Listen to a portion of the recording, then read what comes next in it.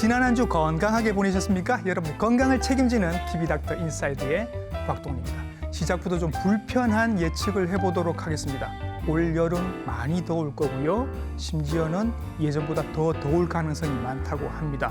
그 와중에서 고생하시는 분들 계실 거고 심지어는 희생당하시는 분들도 생길 겁니다.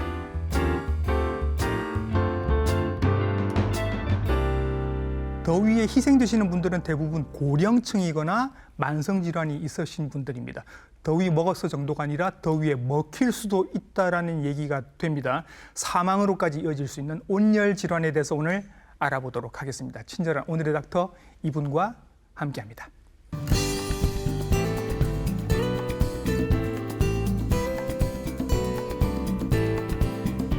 스튜디오 나와 계십니다.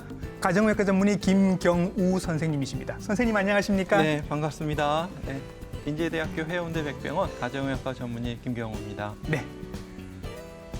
예, 선생님 모시고 오늘 온열 질환에 대해서 알아보도록 하겠습니다. 대충 무슨 얘기인지는 알 것 같은데 온열 질환은 어디까지를 얘기하는 걸까요, 선생님? 네, 온열 질환 하게 되면 더울 때 나타날 수 있는 모든 질환들을 다 말할 수가 있겠는데요. 네. 아무래도 이제 더위 먹었다, 네. 더위에 노출되시게 되면 피곤하고 기운이 없고 또 머리도 아프고 또 의식도 좀 흐릿해지고 다양한 증상이 나타날 수 있는데요. 네. 온열 질환하게 되면 열사병, 열탈진, 열경련, 열실신, 열부종 등 다양한 질환이 있는데 생각보다 많은 많습니다. 질환들이 있네요. 예, 네. 그렇습니다. 더위에 노출됐을 때 그만큼 여러 질환들이 생길 수가 있는데 예. 이 중에서 가장 위험한 건 아무래도 열사병이 예. 굉장히 위험한 병이 되겠는데 예. 중심 체온이 40도 이상 네. 올라가기 때문에 네. 의식을 잃고 또 신체 여러 장기가 손상돼서 사망하실 수도 있기 때문에 온열 질환 사전 예방과 또 초기 그렇죠. 대응이 매우 중요한 질환이 되겠습니다. 예, 더위 때문에 사망할 수도 있다는 뉴스는 뭐 지금 유럽에서도 굉장히 많이 나오고 있고 우리나라에도 몇 건씩은 늘 해마다 나옵니다.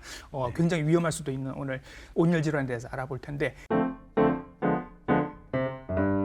지금 이 시기에 저희가 알려드리는 이유가 있습니다. 이 시기가 위험한 거죠. 그렇습니다. 예. 이제 한참 더워질 때 그만큼 온열 질환자가 많이 발생하는데요. 네. 통계를 보게 되면 2023년 작년 기준을 보게 되면은 5월부터 9월까지 봤을 때 말씀하신 요 시기 7월 중순에서 8월 중순 네. 특히 7월 말에서 8월 말 사이에 환자가 급증하는 것을 나타내는데요. 예.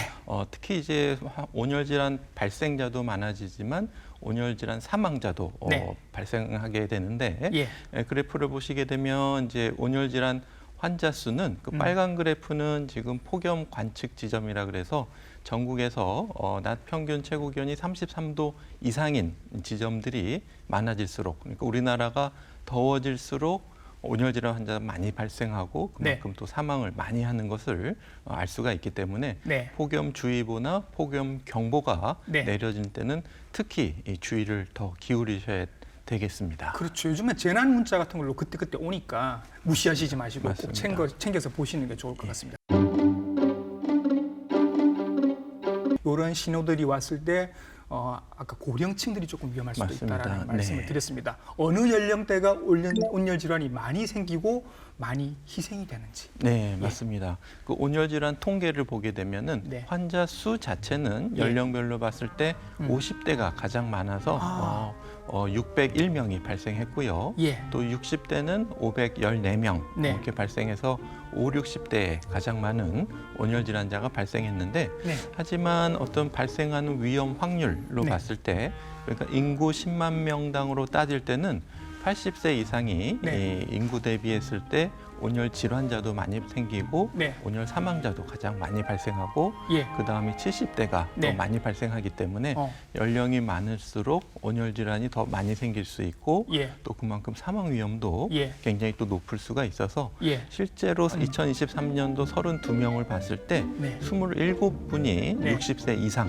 예. 대부분을 차지하는 것으로 나타나서 예. 온열 질환은 특히 고령의 어르신들이 잘 걸리고 또 걸렸을 때 중증으로 예. 굉장히 위험할 수 있는데 또 통계를 보게 되면 사망 원인의 대부분 네. 90% 이상은 열사병으로 예. 중심 체온이 너무 높아져서 그렇죠. 사망하시는 것으로 나타났습니다. 자, 이 그래프를 한번 해석을 해보도록 하겠습니다.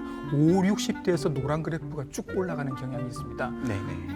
비교적 잘 견딜 것 같은 분들인데 맞습니다. 이분들이 왜 온열 질환이 많이 생길까요, 선생님? 네, 중요한 질문인데요. 아무래도 온열 질환은 폭염에 노출됐을 때, 더위에 노출됐을 때 예. 위험성이 높아지기 때문에 아무래도 5, 60대 이런 예. 분들은 한참 야외에서 농촌에서 논밭일을 하신다든지 예. 공사 현장에서 네. 일을 하신다든지 이러한 야외 근로가 많으시기 때문에 네. 폭염 기간에 그만큼 또 노출되는 경우가 많아서 상대적으로 숫자 자체는 네. 5, 60대가 많이 차지하는데 또 그 그래프에서 한 가지 그 인구 10만 명당 발생 그래프를 보시게 되면은 연령이 증가함에 따라서 네.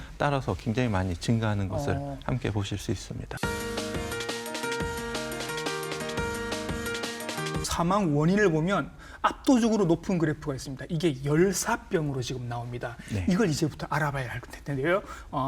열사병이랑 일사병을 헷갈리시는 분들도 네. 있고 일사병, 열사병, 열탈진, 열경련 이게 다 뭐냐 다 아실 필요는 없습니다만 중요한 거 몇 가지는 저희가 오늘 한번 정리를 해보도록 하겠습니다. 네. 열사병과 일사병을 구별하는 것부터 해보겠습니다. 네, 그렇습니다. 이제 일사병, 열사병 발음이 비슷하기 때문에 네. 최근에 이제 일사병을 열탈진으로 이제 많이 바꿔서 부르고 있는데요. 예. 가장 중요한 차이점은 중심 체온이 40도 이상이냐 이하냐를 네. 가지고 구분할 수가 있겠습니다. 예. 아무래도 중심 체온이 40도 이상 너무 높아지게 되면은 네. 우리가 열사병으로 부르게 되고 그러니까 중심 체온이라고 하는 게 우리가 그냥 이마에 이렇게 똑 재고 귀에다가 네. 똑 재고 요게 아니죠. 그렇습니다. 예, 네, 예. 우리가 원래 심장 중심으로 한 체온인데 네. 우리가 직접 잴 수는 없기 때문에 네. 가급적이면은 뭐 입 구강이라든지 항문으로 겨드랑이 재거나 이렇게 해야 항문이라든지 되는데, 네. 중심 체온을 측정하려고 하는데 네. 그나마 이제 또 편리성도 많이 고려해야 되기 때문에 네. 고막, 귀를 통해서 측정하는 것이 또 중심 체온으로 많이 알려져 있는데 예. 반대말은 아무래도 말초 체온, 네. 손발은 상대적으로 중심 체온보다 낮아서 네. 한 20도 정도 될 수가 있기 때문에 예. 이분이 진짜 체온이 높은지를 알려면은 겨드랑이나 귀라든지 네. 고막을 통해서 체온을 다시 정확하게 측정하는 것이 필요한데요. 예, 그래서 요 중심 체온이 40도가 넘어가게 예. 되면 이게 이제부터는 열사병이 되는 겁니다. 그렇습니다. 예. 예, 우리 몸이 항상 36.7도 정도로 일정한 온도를 유지하고 있는데 예. 40도가 넘어서자마자 여러 가지 장기들이 빨리 망가집니다. 예, 간이라든지 콩팥이라든지 예. 근육이라든지 혈관이라든지 또 중추신경, 뇌신경도 빨리 망가지기 때문에 네. 상태가 급속하게 나빠지실 수가 있는데요. 예. 이런 분들은 일단 봐서 몸이 뜨겁고 네. 또 땀이 없고 건조한데 예. 또 의식이 없어서 행설수설한다. 예. 이러신 경우에는 그렇죠. 굉장히 위험한 상황이기 때문에 예. 적극적으로 굉장히 빨리 대응하셔야 되고 네. 그 반면에 이제 열탈진이라고 하게 되면은 예. 40도까지 올라가지는 않았지만 사람이 너무 더위에 노출되면서 네. 기운이 없고 탈수가 되고 예. 또 전해질 균형도 떨어져 있고 예. 이런 상태를 말해서 예. 이런 분들은 이제 의식이 아직까지는 좀 정상적으로 작동하지만 너무 힘든 상태 이런 분들도 우리가 초기에 잘 대응을 해주지 않으면은 예. 열사병으로 또 진행할 수가 있기 때문에 그러네요. 조금이라도 몸이 이상한 열탈진 상태라고 하더라도 예. 초기에 작업을 중단하고 적절한 대응이 매우 중요하겠습니다. 자, 이제 더 중요한 건 그거죠. 우리가 사실 열탈진인지 열사병인지 그 와중에 이제 구별하는 건 좀 어려울 수 있고 네. 이제 이분들은 어떻게 할 거냐가 제일 중요하지 않겠습니까? 맞습니다. 당장 뭘 해야 합니까? 예, 일단은 열사병이 의심이 되면 네. 그러니까 사람의 의식이 떨어져 있거나 횡설수설하고 좀 네. 이상하다. 그리고 몸이 너무 뜨겁고 땀이 안 나서 네. 피부가 또 건조까지 하다 그러면은 예. 빨리 의료기관으로 신속하게 이송하셔야 되니까 119 부르셔야 합니다. 119를 부르셔야 됩니다. 바로 119를 부르시고요. 네. 오는 동안 환자분을 좀 시원한 곳으로 옮길 수 있으면은 네. 시원한 곳에 옮겨서 체온을 낮춰주시는 처치를 해주셔야 그늘 됩니다. 같은 데로 이렇게 좀 옮겨서 옷도 좀 풀어 헤치고. 맞습니다. 예, 예. 맞습니다. 체온을 낮추기 위해서 일단 시원한 그늘이 있으면 좋고요. 네. 뭐 실내도 좋고. 예. 그리고 옷이 조여져 있게 되면은 혈액 순환이 안 되기 때문에 예. 체온이 잘 안 내려가서 옷을 느슨하게 해주고. 네. 또 우리가 체온을 낮추기 위해서는 물을 뿌려주고 이렇게 바람을 붙여주면은 또 좀 체온이 빨리 식기 때문에. 몸 위에다가 이렇게 물을 좀 뿌리고 선풍기는 없겠다. 선풍기가 부채 있으면 같은 걸로 이렇게 좀 좋지만 해주시면 부채라도 해주시는 것이 중요하고요. 예. 만약에 뭐 차가운 냉수나 얼음이 있다 그런 있다면. 경우에는 겨드랑이라든지 예. 목이라든지 네. 이렇게 사타구니 다리 사이에 끼워주시게 되면은 아, 우리가 그냥 피부에 대시는 것보다는 큰 혈관이 지나가는 부위에 그쪽으로 큰 혈관이 지나가기 때문에 그렇습니다. 예, 큰 혈관이 있는 쪽에 얼음 팩을 해줘서 체온을 낮춰주는 처치를 하시면서 119 구조대가 올 때까지 기다려 주셔야 되겠습니다. 주변에 찬물통 같은 게 있으면 그걸 겨드랑이, 사타구니, 목 같은 데 이렇게 대놓으면 신부 체온이 조금 떨어지는 효과가 있다라는 말씀이시네요. 맞습니다. 가끔 영화 같은 데서 좀 이렇게 그런 장면도 나옵니다, 선생님. 구하기 힘드실 텐데 이렇게 욕조 같은 데다가 얼음 이렇게 확 부어놓고 얼음물 채워놓고 환자를 이렇게 툭 빠뜨리는 그런 장면도 나오는데 이래도 되는 건가요? 효과 있어요, 선생님? 네, 일단 열사병이신 상황에서는 의식이 없으시기 때문에 잘못 빠뜨리면은 익사가 되실 수도 있고 그렇죠. 수분이 기도로 들어갈 수가 있기 때문에 네. 굉장히 위험하실 수 있고요. 예. 또 말씀하신 것처럼 또 억지로 또 의식이 없는 사람에게 물을 먹이게 되면은 그렇죠. 이게 식도로 들어가는 게 아니라 기도로 들어가기 때문에 더 큰 합병증이 생길 수가 있어서 예. 의식이 없는 분에게는 절대로 억지로 음료수나 수분을 예. 먹게 해서는 안 되시겠습니다. 이게 그러면 의식이 있느냐 없느냐가 굉장히 중요한 그렇습니다. 분기점이 되겠네요. 맞습니다. 의식이 없으신 분들에게는 절대로 물을 마시게 하면 안 되겠습니다. 네. 자, 그러면 이게 이제 열사병 경우고 열탈진 정도입니다. 사람이 의식은 있어요. 근데 힘이 없고 축 빠져 있습니다. 네. 처져 있습니다. 이 경우에는 어떻게 해주면 될까요? 네, 이런 경우에도 시원한 곳으로 옮겨서 예. 일단 체온을 낮춰주셔야 되겠고요. 네. 그다음에 탈진이 되어 있는 상태이기 때문에 네. 수분이 있다면 드실 수 있다면 이제 물을 드시게 하시는 것이 좋고요. 예. 만약에 이제 염분까지 구비가 가능하다면 이온 음료를 네. 드시면은 조금 우리가 전해질 보충에 조금 더 도움이 될 수 있겠지만은 네. 일단 물이라도 좋으니까 예. 빨리 드시게 하시는 것이 좋고요.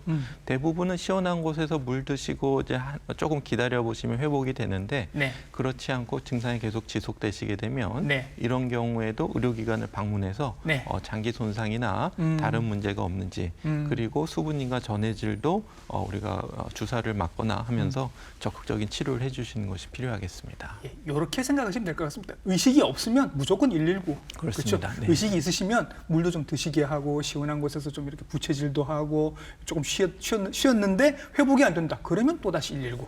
이렇게 생각을 하시면 될 것 같습니다. 자, 그러면 열사병이랑 열탈진 두 개 알아봤습니다. 이게 두 개가 제일 중요하고 그 외에도 아까 슬쩍 이렇게 말씀하고 지나가신 게 있습니다. 네. 열경련, 열실신, 열발진 이런 것도 있습니다.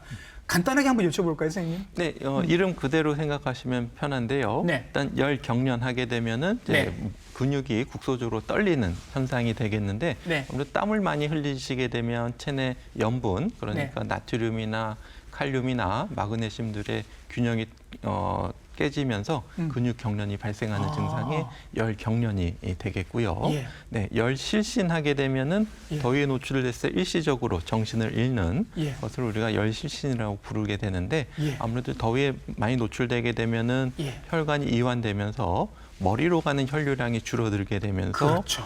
순간적으로 정신을 잃으실 수가 있는데 예. 정신을 잃기 전에 쓰러질 것 같다 하는 어지러움증이 먼저 선행되면서 예. 갑자기 이제 의식을 잃게 되는 열실신이 있겠는데 예. 이런 경우에는 이제 누운 자세로 조금 휴식을 취하게 되면 다시 뇌 혈액량이 증가해서 금방 회복될 수 있는 차이점이 있겠습니다. 이런 경우에도 물은 먹이면 안 될 것 같고, 그렇습니다. 그렇죠? 물 드시면 그리고 실신하시면서 머리를 어디에 부딪히거나 해서 다치실 수 있는 가능성이 있어서 맞습니다. 이런 거 조심하셔야 될 것 같고요. 맞습니다. 특히 예. 이제 넘어지시면서 2차적인 손상이 있기 때문에 만약에 넘어지셔서 정신이 드셨다고 하더라도 예. 어디에 부상이라든지 이런 게 있다면 예. 2차적인 그 추가 진료를 받아보시는 것이 좋겠고요. 예. 그리고 열발진이라는 게 있네요. 예, 그렇습니다. 예. 또 역시 이제 더위에 노출됐을 때 피부 발진이 생기는 현상인데 예. 쉽게 생각하시면 이제 땀띠를 생각하시면 돼요. 땀띠가 열발진이에요? 그렇습니다. 예. 더우면서 땀을 많이 흘리면서 이제 땀이 적절하게 배출돼야 되는데 네. 이게 피부가 접히는 부위 네. 같은 경우에는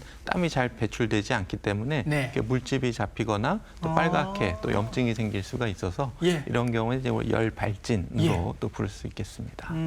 열 때문에 경련도 생기고 발진도 생기고 실신도 하고 이런 모양입니다. 그러면 각각은 치료가 다 다른가요? 비슷한가요? 네, 일단은 열 경련, 열 실신 모두 이제 더위에 노출돼서 생긴 질환이기 때문에 네. 일단 시원한 곳으로 옮기시는 것이 좋겠고 예. 또 탈수가 동반된 경우가 있기 때문에 의식이 있으신 경우에는 염분이나 이제 수분 보충을 해주시는 것이 좋겠고요. 예. 또 이제 근육이 떨리는 열 경련 같은 경우에는 근육을 마사지해 주시면 좀 이완될 수가 있는데 예. 만약에 경련 범위가 크고 너무 지속 시간이 길다 이런 경우에도 반드시 의료기관을 방문하셔서 네. 정확한 검사와 치료를 받는 것이 좋겠고요. 음. 또 열실신 같은 경우에도 이제 안전한 곳으로 좀 누워서 관찰을 해야 되는데 이왕이면 이제 다리를 조금 심장보다 높은 자세를 취하게 되면은 다리에 있는 혈류량이 머리로 가는데 도움이 되실 수가 있겠고요. 네. 그다음에 열발진, 땀띠 같은 경우에는 이제 땀이 고이지 않게 해당 부위를 잘 건조하게 해주시고 적절한 파우더나 아니면은 연고를 발라서 증상을 완화해 주시는 것이 도움이 되겠습니다. 예. 요즘은 작업 현장에서도 이렇게 법적으로 좀 까다로운 조건들이 많아져서 몇 도 이상이 되면 그냥 작업 중지시키기도 예. 하고 중간중간에 계속 휴식 시간을 주기도 그렇게 합니다만은 어쩔 수 없이 이런 사고가 생기면 이제 바로 병원으로 옮기게 됩니다. 그러면 저희들은 또 이런 게 궁금해집니다. 그럼 병원에서는 뭘 해주지? 네, 예. 그렇습니다. 이런 분이 오시게 되면 일단 의식을 잃고 네. 상태가 안 좋으신 상태이기 때문에 네. 특히 이제 중심 체온을 측정해서 체온이 높을 때는 예. 물론 이제 이송되시면서 체온을 낮추는 처치를 했겠지만 네. 추가적으로 중심 체온을 낮출 수 있는 처치를 하게 되고요. 네.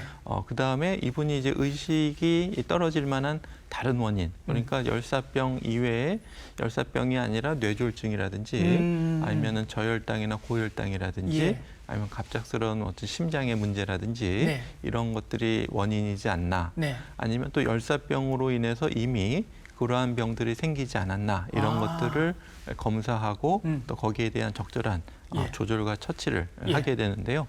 아무래도 이렇게 열사병으로 쓰러져서 장시간 뜨거운 데 계시다 보면은 네. 간세포도 많이 손상돼 있고 오. 또 근육세포도 많이 손상돼서 예. 횡문근 융해증이라고 불리는 예. 질병도 잘 생기시기 때문에 네네. 이런 경우에는 적절한 수분을 많이 공급해줘서 콩팥이 망가지지 않도록 예방하는 조치도 매우 또 중요한 처치가 되겠습니다. 횡문근 융해증이라는 병명이 좀 어렵긴 합니다만 이게 전에 어떨 때 말씀을 드린 적이 있었냐면 겨울에 술 마시고 따뜻한 데 누워서 그냥 이렇게 훅 잠이 들게 되면 근육이 막 이렇게 녹으면서 콩팥을 일시적으로 망가뜨리는 그런 병이다라고 말씀을 드려서 그때는 겨울에 술 드시는 분들 조심하셔야 된다 이런 얘기를 한 적이 있는데 네.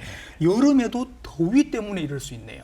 그렇습니다. 이제 근육 세포는 너무 추운 환경, 얼은 언다 그러죠. 동상이 생기는 경우에도 네. 손상이 되면서 녹으면서 예. 갑자기 이제 근육 세포가 많이 깨지면서 예. 그 안에 있는 미오글로빈이라고 하는 단백 성분이 막 방출이 되면서 네. 그 노폐물이 콩팥을 받게 되는 질병이 되겠는데 예. 역시 더운 환경에서도 근육 세포가 잘 손상될 수 있고 예. 특히 거기다가 이제 과도한 운동을 함께 하시게 되면은 그러니까요. 예, 근육 세포가 잘 깨지고 콩팥이 막히는 심부전까지도 잘 이어질 수가 있어서 주의가 필요하겠습니다. 그러면 선생님 이런 생각해 봅니다. 요즘 마라톤 열풍입니다, 선생님. 젊은 분들은 나이 드신 분들, 저도 요즘 뛰고 있는데 밤마다 이게 이제 가을에 마라톤 대회가 많습니다.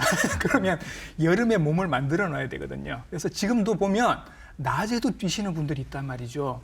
젊은 분들 중에도 특히 그러면 그분들 중에 이제 그동안 계속 운동을 해오셔서 근육 많으신 분들이 있습니다.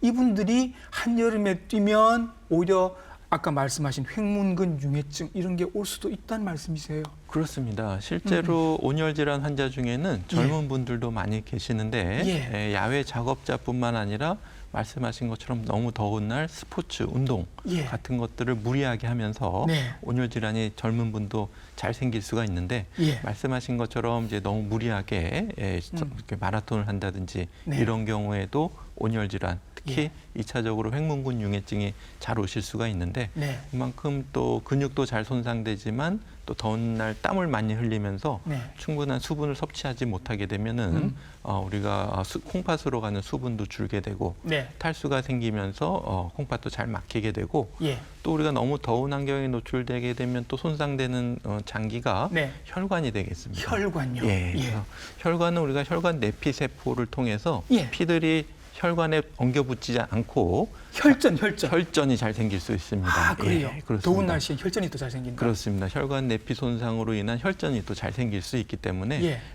물론 이제 기존에 혈관이 좀 좁아져 있던 분들은 그런 혈전이 혈관을 막게 되는데 네. 마라톤 하다가 이제 급사하시는 경우에는 아이고. 그런 그 협심증이나 심근경색증이 네. 혈전에 의해서 네. 갑자기 또 급사하실 수가 있기 때문에 너무 더운 날 또 자기 체력을 넘어서는 과도한 운동이나 훈련은 피하시는 것이 좋겠고 단계적으로 점진적으로 그렇죠. 체력에 맞게 운동하시는 것이 매우 중요하겠습니다. 더위 먹고, 그러니까 아까 열사병, 일사병 이런 걸로 이제 병원으로 오셨는데 그동안 굉장히 건강하셨던 분인데 황달이 왔다라는 얘기도 나옵니다. 네. 그럼 간도 망가진다는 간도 얘기입니다. 망가집니다. 그렇습니다. 그래요? 네네. 우리 간세포도 체온에 굉장히 민감한 조직이 그래요? 되겠는데, 예, 그렇습니다. 그래서 이렇게 무더위에 노출되고 중심 체온이 올라가고 열사병이 되면은 예. 간세포가 잘 망가지고 예. 실제로 혈액 검사에서 간 수치가 많이 증가하는 것을 알 수가 있겠습니다. 네.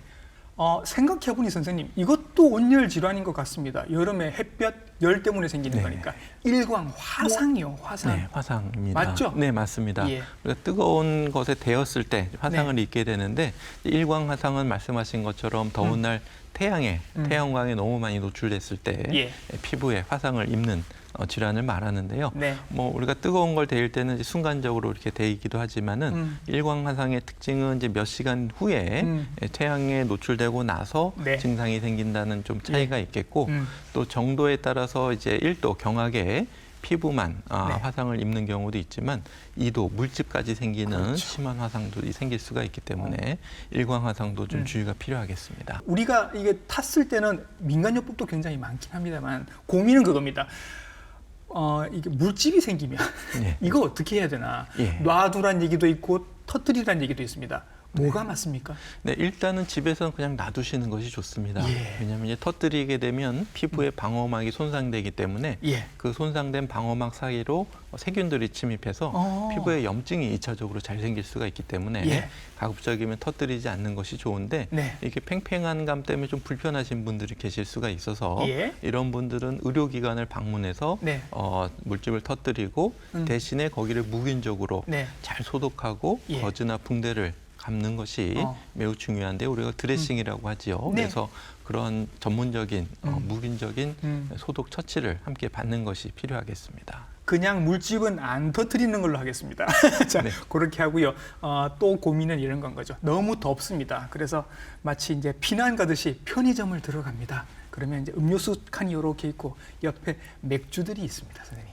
맥주 쪽으로 조금 눈이 더 가는 게 사실입니다. 시원한 거는 맥주가 더 시원할 수 있는데 이게 과연 더위를 식히는데 도움이 되느냐 하는 질문 한번 드려봅니다. 네, 일단은 맥주를 드시게 되면 처음에는 그 차가운 것 때문에 예. 체온을 낮춰두는 효과가 있어서 시원한 느낌이 드실 수는 있는데 네. 결국 이 알코올 성분이 사실은 이뇨작용을 하기 때문에 예. 드신 수분보다 더 많은 수분을 예. 소변으로 배출시키는 효과가 있어서 오히려 탈수가 되겠군요. 맞습니다. 오히려 탈수가 생기실 수 있는 위험이 커지기 때문에 가급적이면 알코올을 안 드시는 것이 좋겠고 예. 또 한 가지는 이 알코올에 좀 취하게 되면은 그 더위를 느끼고 더위에 반응할 수 있는 자율신경 기능을 떨어뜨리기 때문에 더위에 더 취약하게 만들 수가 있습니다. 그래서 가급적이면 더울 때 알코올은 피하시는 것이 좋겠습니다. 아무리 여름이라도 미지근한 물이 오히려 낫다라는 얘기를 하시는 분들이 있습니다. 이게 현대의학에서도 그렇게 얘기를 합니까?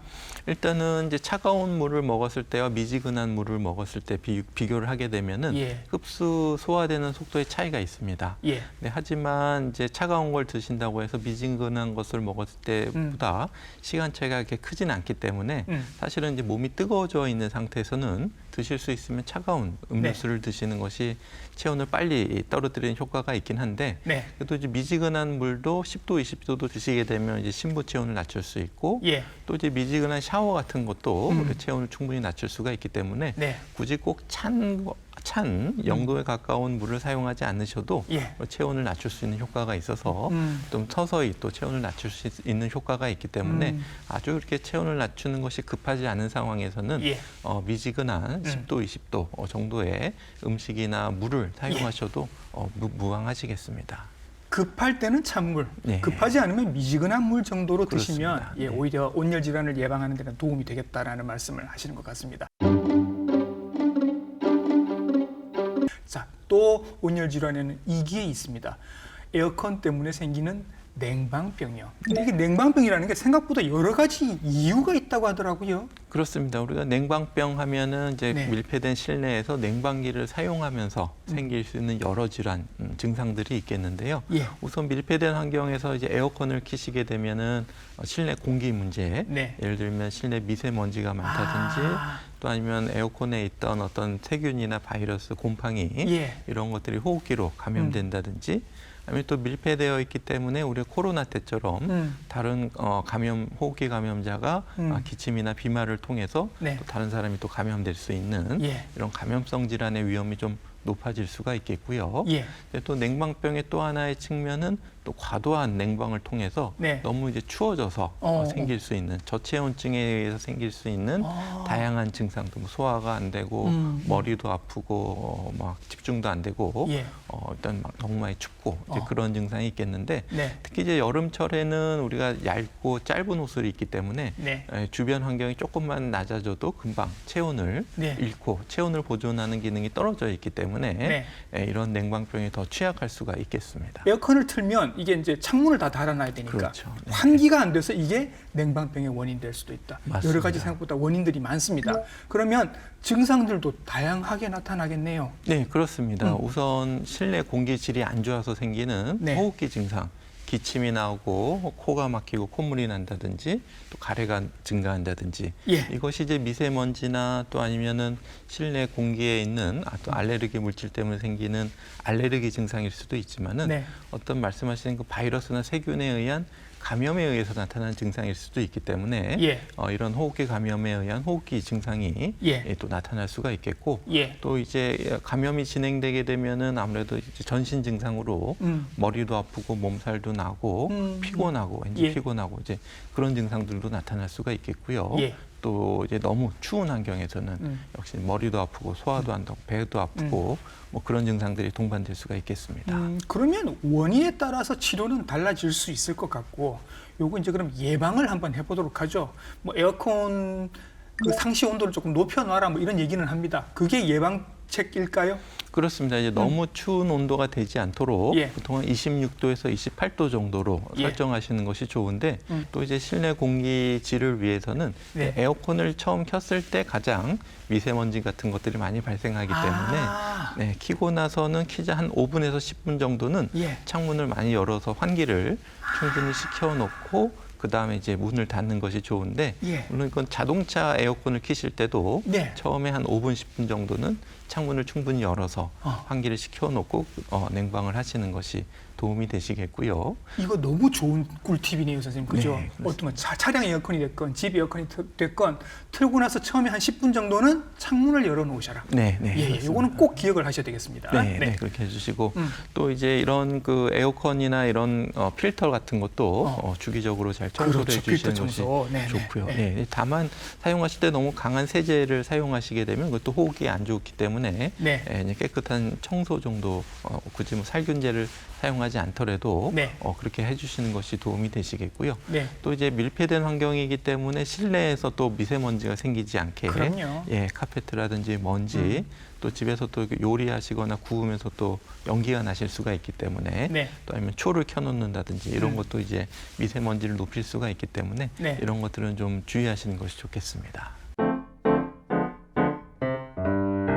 참 조심할 것들이 많습니다. 여름에는 관리해야 될 것도 많고 그러면 우리가 기억하기 좋게 선생님 몇 가지로 조금 압축해서 설명을 해주시면 좋을 것 같아요. 요거는 잊지 마세요, 여러분. 자, 네, 일단은 무더위라고 너무 피하실 수는 없으니까 네. 이제 단계적으로 조금씩 더위에 적응하는 훈련을 하시는 것이 좋은데 네. 아무래도 너무 더운 날, 특히 이제 폭염주의보가 있는 날은 피하는 게 상책입니다. 그래서 네. 한낮에 너무 더울 때는 외출을 삼가하시고 어쩔 수 없이 작업이나 외부 활동을 하셔야 되는 경우에는 충분한 물을 자주 잘 섭취해 주시고 가급적이면 그늘이나 실내에서 종종 중간중간 휴식을 취하시는 것이 좋겠고 네. 또 이렇게 혼자 나가시다가 쓰러졌을 때 또 이상 증상이 있을 때 도와줄 수 있는 분이 있어야 되기 때문에 그런 경우에 반드시 2명 이상 네. 함께 활동을 하시고 혹시 다른 분들이 조금 이상하고 좀 피곤하고 힘들어한다 그러면은 작업을 중단하시고 네. 서늘한 곳으로 같이 옮겨주셔서 도와주셔야 되겠고요.